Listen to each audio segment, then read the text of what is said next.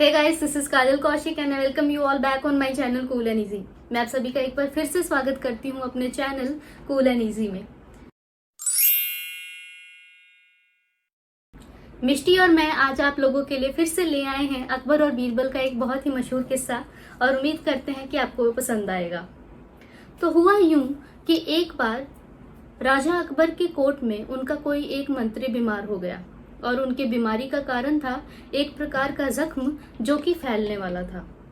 जब राजा अकबर को ये बात पता चली तो उन्होंने कोशिश की कि इस जख्म को जल्दी से जल्दी ठीक किया जाए और इसीलिए उन्होंने शाही वैद्य को अपने कोर्ट के अंदर बुलाया।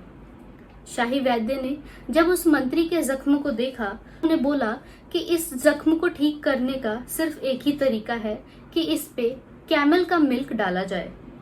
अकबर ने ये बात सुनते ही बिना सोचे समझे अपने कोर्ट में अनाउंस कर दिया कि मैं चाहता हूं कि कोई भी मुझे जल्द से जल्द कैमल का मिल्क ला कर दे। उस दौरान किसी भी मंत्री ने या किसी भी व्यक्ति ने जो उस कोर्ट में मौजूद थे कुछ भी नहीं बोला और वो लोग चुपचाप रहे। सब लोग हैरान जरूर थे राजा अकबर के अनाउंसमेंट पे, लेकिन उन लोगों की कुछ भी बोलने की हिम्मत नहीं हुई। काफी दिन बीत गए और कोई भी कैमल का मिल्क नहीं लेकर आ पाया। फिर अकबर ने ये काम बीरबल को सौंपा। जब बीरबल को ये काम दिया गया तो बीरबल ने भी अपनी तरफ से हर वो कोशिश की कि महाराज को समझाया जा सके कि महाराज, कैमल की मिल्क जैसी कोई चीज होती ही नहीं है। लेकिन जब अकबर उनके बातें सुन रहे थे तो उन्होंने बोला कि मुझे कुछ भी नहीं सुनना है।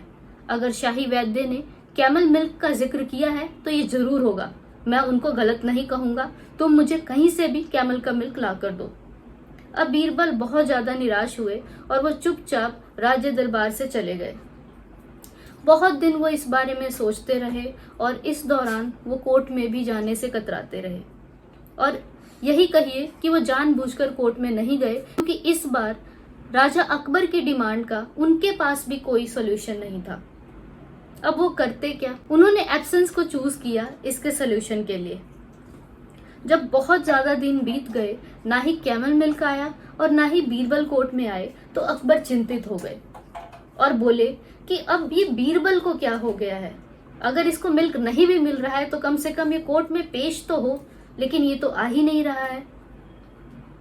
बीरबल की खोज में उनके घर पर एक रॉयल गार्ड को भेजा गया। जब रॉयल गार्ड बीरबल के घर पहुंचे तो उनकी बेटी नजर आई। बीरबल की बेटी ने रॉयल गार्ड को देखते ही उन्हें नमस्ते किया और उनको बिठा दिया। रॉयल गार्ड थोड़ी देर बैठे रहे और उन्होंने नोटिस किया कि बीरबल की बेटी उनके कपड़े धो रही हैं। ये देखकर रॉयल गार्ड ने पूछा कि आखिर बीरबल कहाँ हैं और वो कोर्ट में क्यों नहीं आ रहे हैं। बीरबल की बेटी ने कहा, रात को पिताजी ने एक बच्चे को जन्म दिया है, इसीलिए वो बाहर नहीं निकल सकते।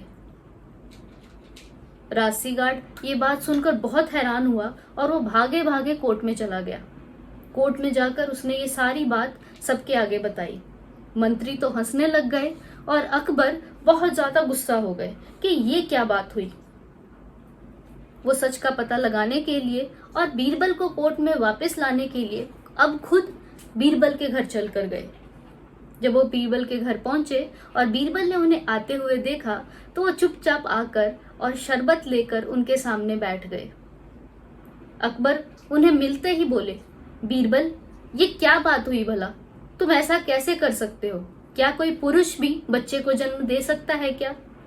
बीरबल बोले, जी हुजूर, क्यों नहीं दे सकता। फिर अकबर ने गुस्से में उनकी तरफ देखा और बोला, आखिर क्या बोल रहे हो तुम? ये कैसी बात है? बीरबल ने तब जवाब दिया कि हुजूर, जैसे कैमल का मिल्क हो सकता है वैसे ही कोई भी व्यक्ति बच्चे को जन्म दे सकता है, चाहे वो कोई पुरुष ही क्यों ना हो। यहाँ पे अकबर को अपनी गलती समझ आ गई और वो जल्दी से बिना कुछ बोले राज दरबार लौट गए। अपनी कोर्ट में पहुंचते ही उन्होंने अपने कैमल मिल्क लाने वाले ऑर्डर को कैंसिल किया और सभी को कहा कि वो उनको माफ कर दें।